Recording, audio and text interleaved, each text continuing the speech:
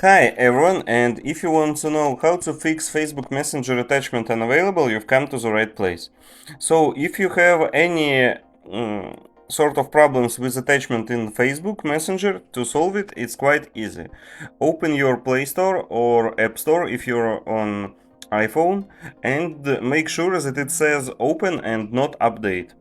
Also check your internet connection. If it's fine, move to the next step. Open your settings and here you need to find apps. Here we need to find Messenger, and once you go to Messenger you need to find storage and cache.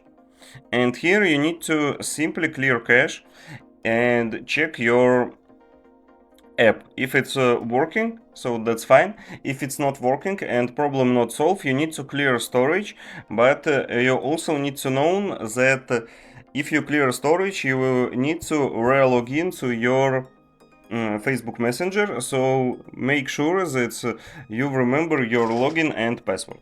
So that's all. Thank you for watching. Leave a like and subscribe.